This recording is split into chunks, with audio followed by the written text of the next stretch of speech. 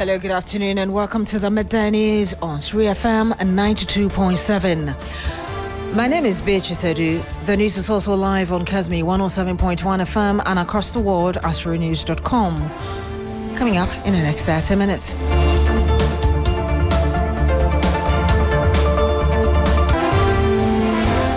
Association of Ghana Industries calls for the immediate removal of the one-cedi fuel levy, warning the policy continues to significantly affect operational costs for businesses.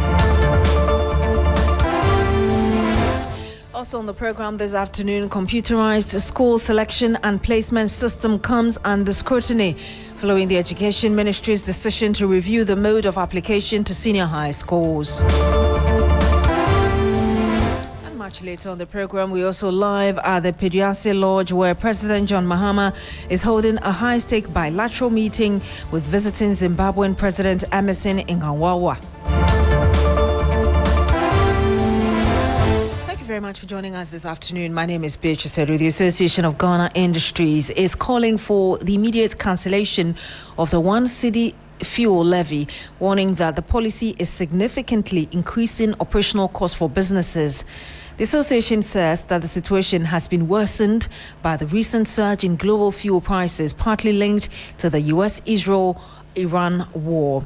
Now, at a high-level meeting with the minority on Wednesday, AGI President Kofi Nsiampoku cautioned that if the levy remains in place, many businesses may have no option but to pass on the rising cost to consumers through increased prices of goods and services. Meanwhile, former AGI President Dr. Humphrey Ayim-Dake emphasized the need for a thorough evaluation of the levy's original purpose and its outcomes before any final decision is made.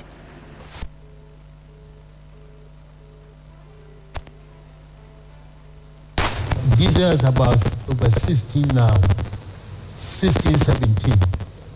So it is important that at this point we start talking about removal of the one-cedi to bring our cost of operations down.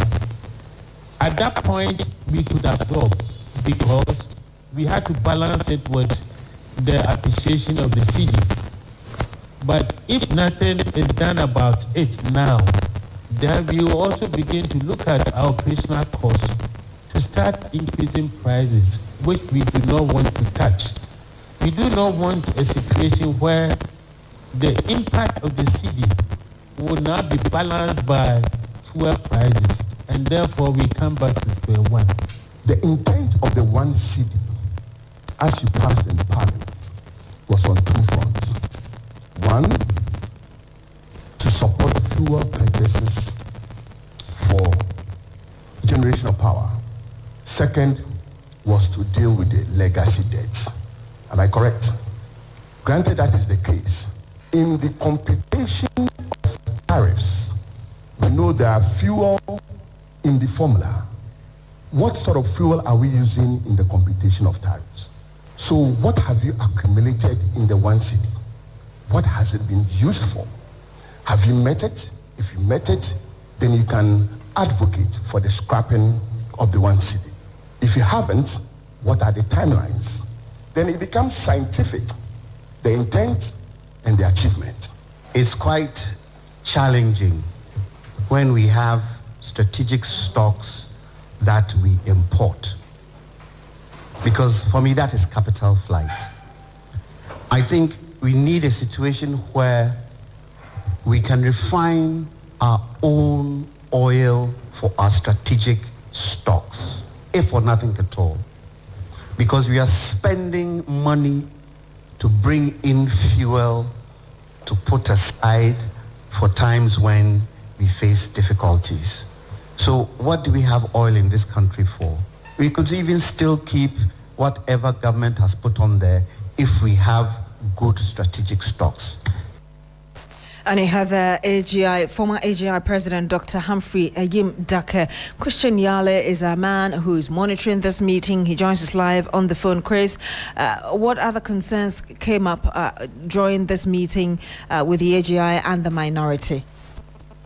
Yeah, so the minority over the past week, and this is something they even started earlier, they have been meeting strategic partners and stakeholders and key, agencies. The understanding we have from the minority leader is that it is a directive that has been given them by the NPP flag bearer, Dr. Mahmoud Bawumia, so that they are able to factor the recommendations and the concerns that these stakeholders share with them into the NPP policy direction for 2028. They see this helping to enhance their chances for the 2028 elections. And yesterday, during that meeting with the Association of Ghana Industries, one concern that AGI raised was the what they call the non-effect stakeholder consultations. They specifically spoke about the new VAT reforms, the new law which Parliament has passed, and the fact that when you look at the takeaway of the flat rate and the new regime, it is making business operations gradually difficult. And they are of the view that although there were some stakeholders met, the stakeholder engagement could be effective. In fact, they are even asking for possible law to look at what they call effective stakeholder consultations. Now, this what transpired, the Deputy Minority Leader, Beatrice Adu, is saying that they are going to form a working group that will be working with some of these stakeholders off camera so that they are able to implement or, harmonize all of these concerns. She says the minority, and as a matter of fact, the NPP has noted their mistakes from the past and they are going to make things better in the 2028 elections. We can listen to her talk about that. We have listened to you and have put down the necessary recommendations that we need to take on board. What we are going to follow this particular engagement with is to come up with a working group. And that working group will be working outside the camera where we can have a very effective engagement and come up with solutions. And then to us as a ready governance group to ensure that the mistakes that we committed, we are going to challenge ourselves to amend all those mistakes, come on board with you and ensure that we will come back to power and begin to work well with you. And you have Patricia Adu. We still do have Christian Yale on the line with us. Chris, any other thing that came up and what next we should expect? Hello, Christian Yale.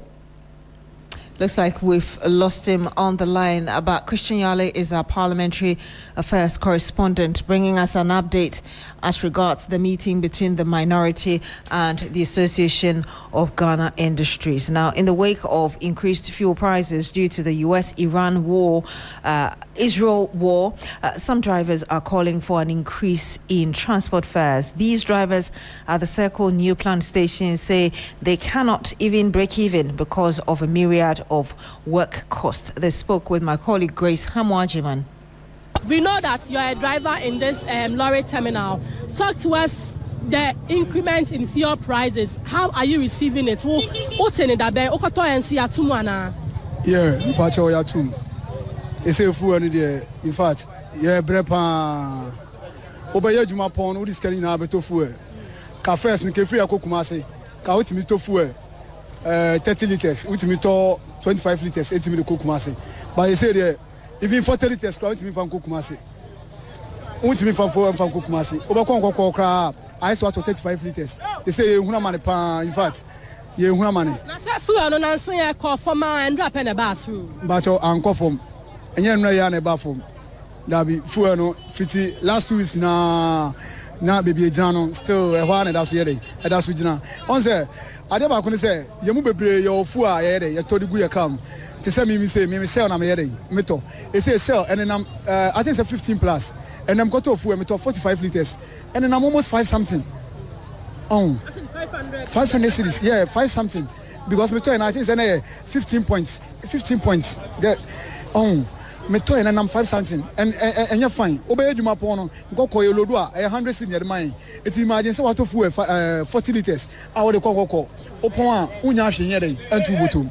Tia Pacho, Abanonia be found mine. Enti eno sa na mo beto lorry firm wana. Say there, say beto lorry firm, say to lorry firm, no dey mean to me here and can was because me impeding for me say I name there, but sankomu tuma ya ke ni beje pa because yeah bre Ubaya Juma upon this kind of fuel. Unya one silk grania day, and found to honor. Me to me guess me guess me. I'm and yeah, who now the Fadia shall girls. I know the mum, but Aja, the Obia, ya, did you? I also unya so when you're sorry, quite or chop on will be bottom. Semika Semiga, and yes, I'm in Pramfo. Wait, Johnny. So let's speak to this man also. Pacho, have you heard about the fuel price increment when you went to the fuel pumps? Did you experience the same thing? And fuel price, you know, mobile to me anti in Cambia, but I think that was Tuesday. And who say fuel price on our cost Roma tomato once. It's a bonus and a hawka crabba. By any now to him say every US front of Hununa or Muyano and Eba and in our basa. And secondly, so and can say you have to lorry fair him. But you're paying for no so and young cash. And you to me for your pet and fun too. I buy a train and penny for back canoe. And now you're better so at the year Juma. Now, see, I take your fuel prices, so you anticipate what lorry first. Maybe at Tisoda. Fuel price in this I'd say a buff from no. Obeka at Titiso. Yeah, that was last year. Says Adiba. Price in this Adiba last year. And yet, full price and also once. And it seems that now, after you now, yeah, she say, be a baby, and I say, baby. And a spare part also not air cost almost instead of say, almost man, almost I feel no almost two. Okones okoto ebia okoto voxi hunyama obekono excavator nema na atiso yentu mi koto excavator nema for embe flexible voxi and almost so matiso so obekono na excavator nema no matiso. And it means that you tiff you on so crowd mu on nema fufra mo chance mo that lorry fair nim dem din na na ekabum nin na na ekabum edetiso and I say editum there be say bakuba from my hwɛ dodo na aba from no and e de tiso na ya san hwɛ dodo na akosoro no na de atum but say o hwɛ for say na akosoro na automatically say etum and e wuto obi no omo dem out saying and then me nyan koto da but me to endra Wednesday and me furu Kumasi back ra na me car tank na the half na gauge need a half but could you believe say me to 525 cedis and sign yama at the half tank that imagine say at that low tank. Let's imagine how I do metal. First nanka better say answer when you're full. Oh, first me say at that half tank and you say matter be 300 cedis. Na yama. But I say half tank by me to 525 cedis. I will go oil. I will go much oil will be a to so I will just so. Aha. Oh. You've been hearing some of these drivers. They tell me that, yes, they know fuel prices have increased. They are also looking forward to communication from the leadership of their unions on whether they should increase prices of transport fares or not. Grace Hamuajima brought us that report from Circle, the new plan station there. The government of Ghana has welcomed Burkina Faso's decision to lift its suspension on fresh tomato exports, a move expected to ease supply pressures and stabilize prices on the local market. Burkina Faso imposed the ban on the 19th of March as it shifted focus on boosting supplies for local processing, a decision that disrupted exports to Ghana and triggered price increases. In a statement issued today, the Ministry of Trade, Agribusiness and Industry described the reversal as the result of sustained bilateral engagement between the two countries. The ministry said that talks between Trade Minister Elizabeth Ofosu-Adjare and her Burkinabe counterpart held on the sidelines of the WTO's 14th Ministerial Conference in Yaoundé, Cameroon, were instrumental in lifting the restriction. Government assured the public of continued collaboration with Burkina Faso and local stakeholders to maintain a stable and mutually beneficial trading environment. It also noted that the efforts to strengthen Ghana's domestic tomato value chain are ongoing. Initiatives such as Feed the Industry and Feed Ghana aim to boost production, improve yield and ensure a more reliable supply. The ministry added that irrigation projects and large-scale land allocation are being rolled out to support year-round cultivation and strengthen linkages between farmers and processors. It further urged traders and industry players to support measures aimed at protecting consumers while safeguarding local processing. The government says these efforts form part of a broader strategy to build resilience in the agricultural sector and promote sustainable development. Now, concerns are emerging this afternoon over the government's decision to allow Basic Education Certificate Examination (BEC) candidates to select their senior high schools only after the release of their results. Education Minister Haruna Iddrisu earlier announced the policy shift, explaining that it replaces the long-standing system where students chose their preferred schools before sitting for the exams, often without a clear indication of their likely performance. Now, under the new arrangement, candidates will be given a mandatory 1-week window after results are released to make their selections based on their actual aggregate. While the ministry says the move will promote more informed decision-making and improve placement outcomes, some stakeholders are raising concerns about possible delays in the placement process, logistical challenges, and the pressure on candidates to make critical choices within a limited time frame. First, let's listen to the Education Minister Haruna Iddrisu give us a bit more on this new direction. In the last couple of months, a number of students have graduated from our colleges of education and other institutions of higher learning that specializes in the development of teachers. I am happy to note and announce that the Ministry of Education has received clearance and approval from the Ministry of Finance for the recruitment of teachers across the country. We will be recruiting at least 7,000 teachers. And you had the Education Minister Haruna Iddrisu. Educationist Dr. Peter Ante believes the decision to overhaul school placement is in the right order. It would be naive for anybody to suggest that this would be the solution to the challenges of the computer placement system. No. The challenges are multifaceted. You can look at it from so many angles. What this is going to do is to help minimize the challenges that the parents and students face. For example, we know that students select schools before they see their performance. Now, if you are given an opportunity to edit your selection after you've seen your results, one week window, it gives you a lot of room for you to now reflect on the schools that you've selected and then ensure that your selection is in line. And you heard the educationist Dr. Peter Ante. He's also the Executive Secretary of IFES. Let's speak to Ralph Kofi Gapson, who is General Secretary, National Council for PTAs. Good afternoon to you, sir. It's great to have you in studio. Good to have you, Beatrice. You join us on Agenda today. You're on Shri FM 92.7. Thank you for joining us. It's a pleasure for always having me. Let me first get your thoughts on this new direction in terms of our senior high school placement. First of all, thank you. I think that it's a step in the right direction. Looking at almost for over 2 decades, we've always practiced one system, and over the period, the nagging questions and the operational challenges keeps on compounding. So if government, as part of its resetting agenda or as part of trying to bring in reforms, thinks that this is the way to go, I think that it was a very thorough work done, and then they thought through it well, and then they've come out with this. We only hope and pray that as it's being rolled out, if there are genuine challenges that comes with it, we'll be able to fix it, because if the system is not broken, it cannot be fixed. And we all agree as a country that the current system is broken. But the challenges with it is not only has to do with the placement, but preparing the child and psychologically psyching him up to admit that wherever he is going to get quality secondary education, the quality of the education and then the level of preparing the child for tertiary education will not be different from a child who will be going to Achimota, a child will be going to any of the category A schools. You know, we've always kept on insisting that even categorizing the schools itself is a big problem that we are having as a country.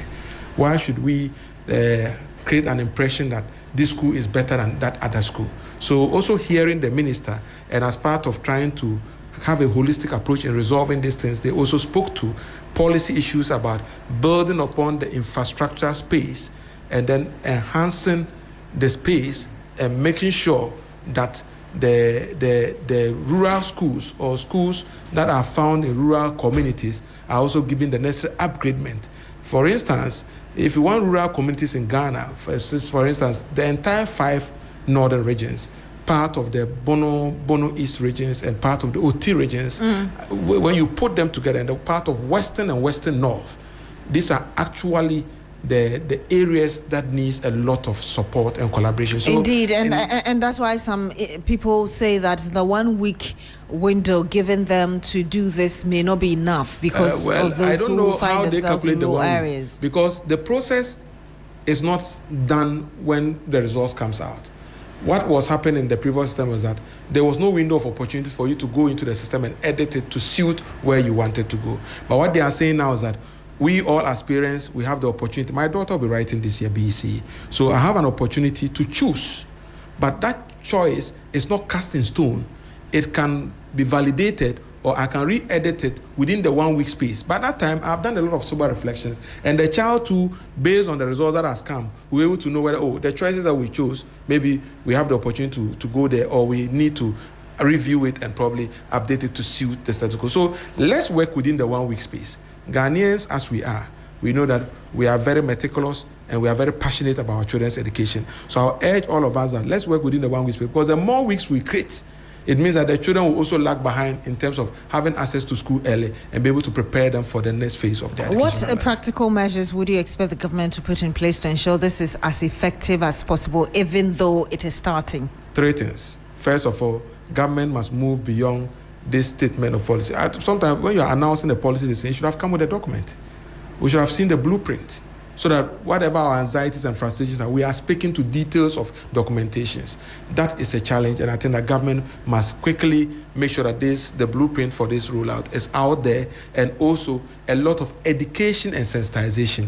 We should not do the usual education or sensitization we've been doing with the old system. We should make sure that all the stakeholders who are needed, including us as the PTAs, which we are the consumers of educational knowledge. So when you are doing some of these things and we are not properly in line with the discussions, and we come here to rather speak to government policy decisions, which we are not part of, probably the people who reviewed it, and this, even though we've been speaking and we know that they've been picking some, but they need to sit with us on the table as we are having a discussion to have a frank conversation to look at it. So that's one side of it. The other side of it is that the upgradement of the category B and the C schools.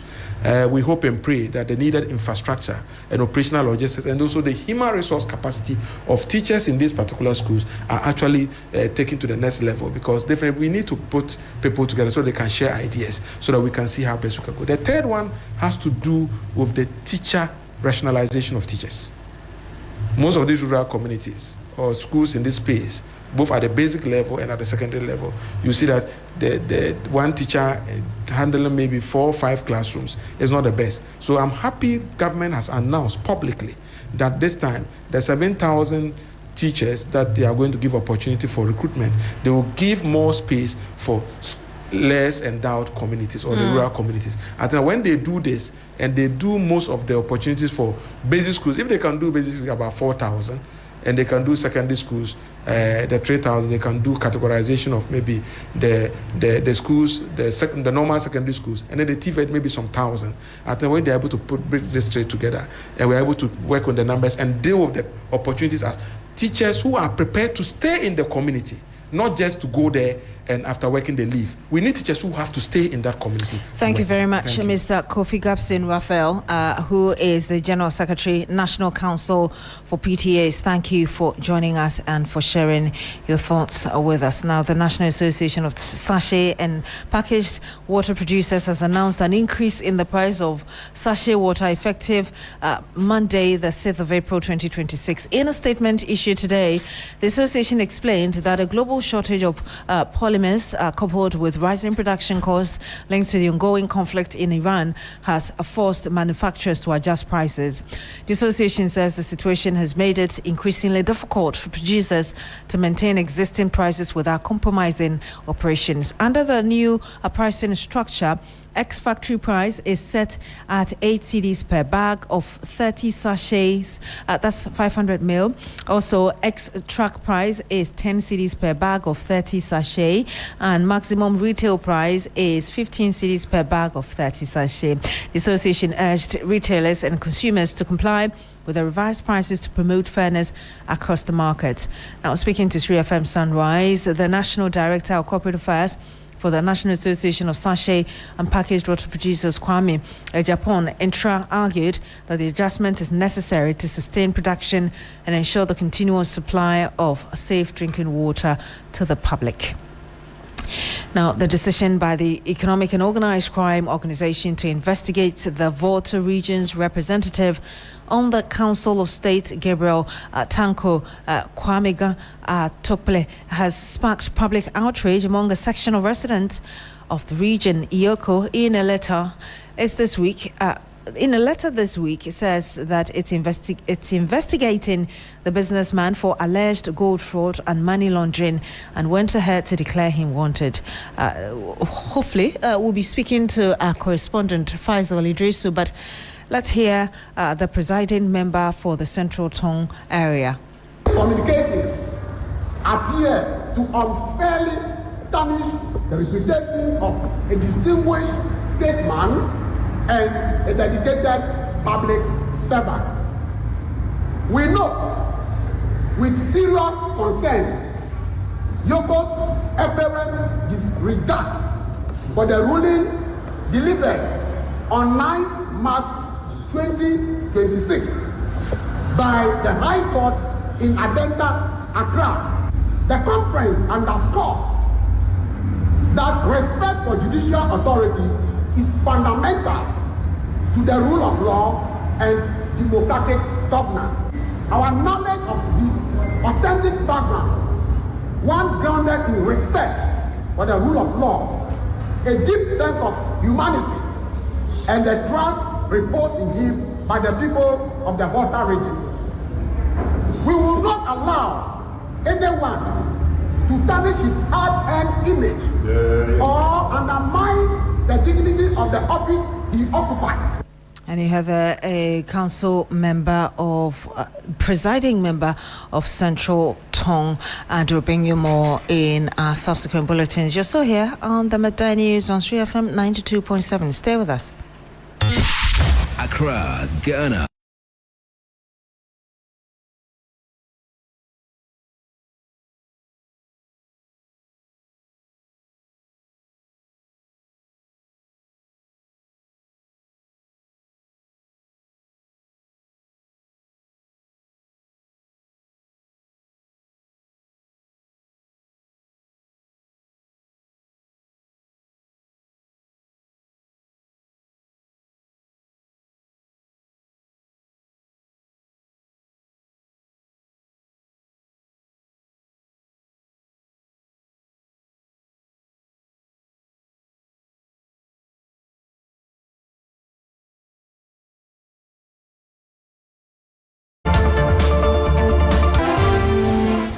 So here on the Midday News on 3FM 92.7. Now, MPP's route worked against cocoa sector.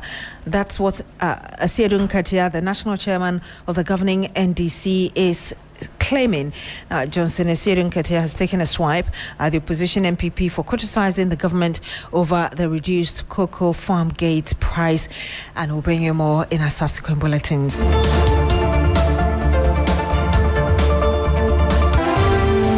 My name is Beatrice Adu. Thank you very much for joining us on the Midday News today on 3FM 92.7. Log on to 3news.com for more news. Coming up next is Business Daily with Bismarck Awusa.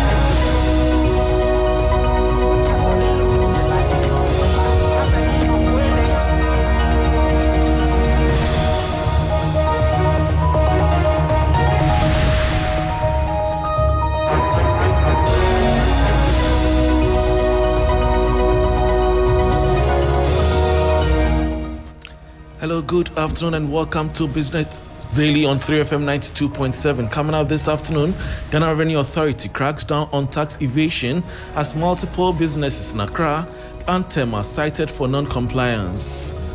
Also ahead, government targets 4.673 billion cedis in treasury bill auction today amid previous undersubscriptions. Meanwhile, government secures 3.1 billion cedis in 7-year bond auction following domestic debt exchange program. I am Bismarck. I'll bring you details of our headline stories and others shortly. Please stay.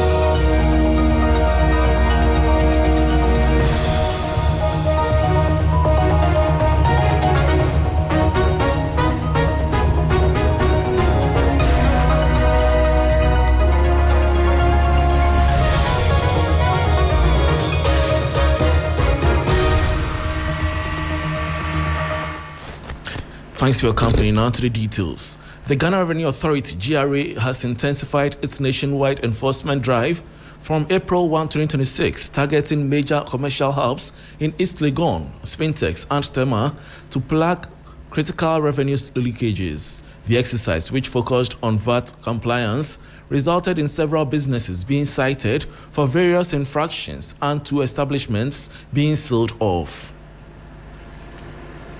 The Ghana Revenue Authority enforcement team, led by the Assistant Commissioner in charge of the Accra Area Enforcement, Joseph Annan, began the day's operation in East Legon. Seoul Restaurant was cited for issuing computer-generated invoices without the required special dispensation from the Ghana Revenue Authority. The establishment was also flagged for failing to remit VAT payment and for under-declaration of revenue. Janelle Space was found to be charging customers VAT despite not being registered with the authority, a direct violation of tax laws. The operation moved to the Spintex Road Industrial and Commercial Belt, where Resen Industry Limited was caught in the selective issuance of VAT invoices. In Tema, the Ghana Revenue Authority officers visited Shangshang, where the business was cited for total non-issuance of VAT invoices. Start with Seoul Restaurant. Their own declarations to they are not paying. So the only way out is to seal them off because revenue is at risk. So that is exactly what we've done. We invited them to the office. Once they are able to clear most of their liability, we'll open it up for them. But as it is now, we are not getting anything from them. So why should you allow it to operate when revenue is at risk? Janelle, for them, we don't even have them on our system. So for them, of course, you saw the place. We have sealed, but we couldn't even use the padlock. We just use the commissioners. But that one is even weightier than the padlocks. So, but when we have invited them, so we expect them to come over. Assistant Commissioner in charge of the Accra Area Enforcement, Joseph Annan, hinted of possible prosecution. In fact, we have to start prosecuting some of them. Because how can you come to somebody's country and you are doing business and you are not registered? It's a crime. And these things we have to stop. It's not helping us. And our own people are protecting some of these people because I believe those places, people know what they are doing and they fail to report them. The authority maintains that the deployment of its enforcement team will continue indefinitely until high levels of compliance are achieved across all sectors. And that was a report on Ghana Revenue Authority, GRA, cracking down on tax evasion as multiple businesses in Accra and Tema are cited for non-compliance. Moving on, government is set to return to the domestic market on Thursday, April 2, with a target of 4.673 billion cedis through its weekly treasury bill auction. This high-stakes auction is being closely watched by market analysts as it follows 2 consecutive weeks of undersubscription, signaling a potential tightening of liquidity or a shift in investor sentiment within the domestic fixed income market. There is more in the following 3 Business News Desk report. In the previous two auctions, government failed to meet its borrowing targets, a departure from the oversubscription trend that characterized much of the first quarter of 2026. With inflation recently dropping to a historic low of 3.2%, investors are weighing whether the Bank of Ghana will further cut the policy rate, potentially lowering the yields on future T-bill issuances.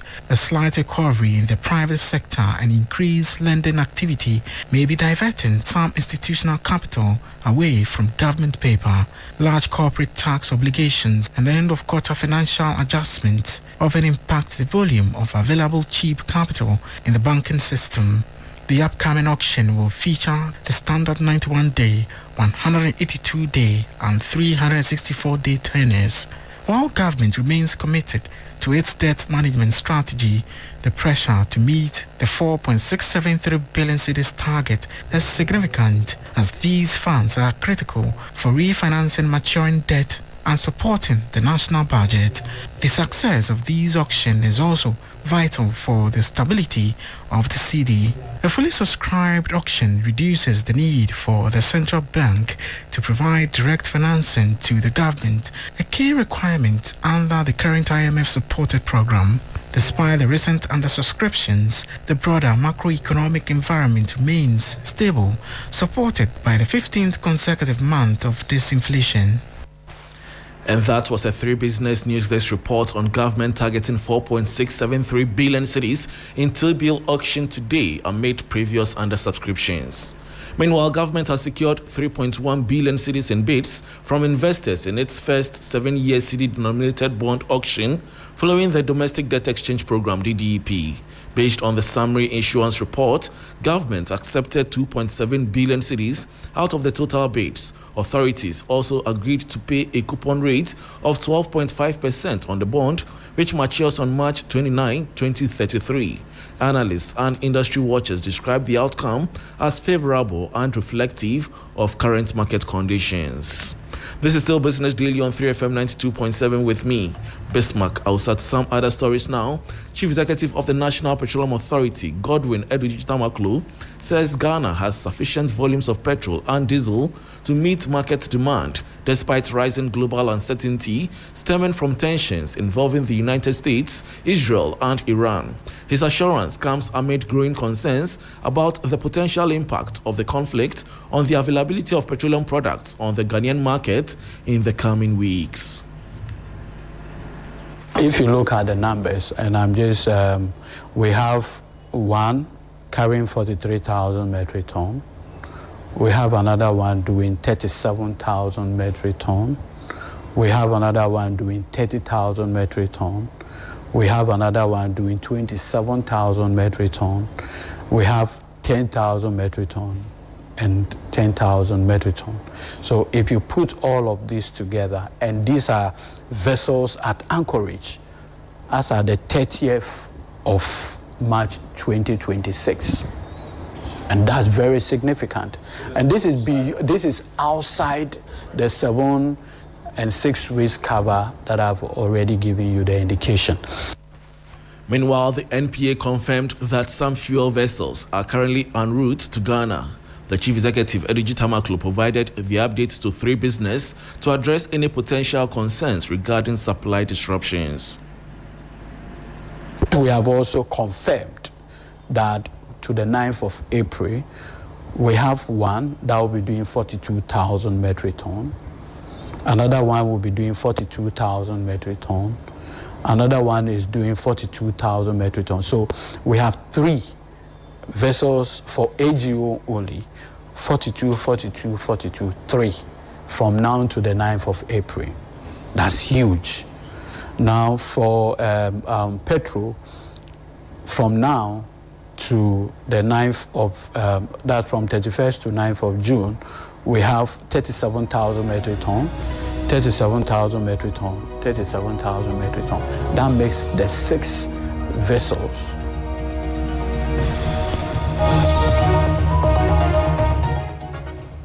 You heard Chief Executive of the National Petroleum Authority, NPA, Godwin Edu, and that brings us to the end of Business Daily on 3FM 92.7 with me, Bismarck. Also, for more business stories, please check out our website 3news.com. Black Rasta is here for Urban Blend. Please stay.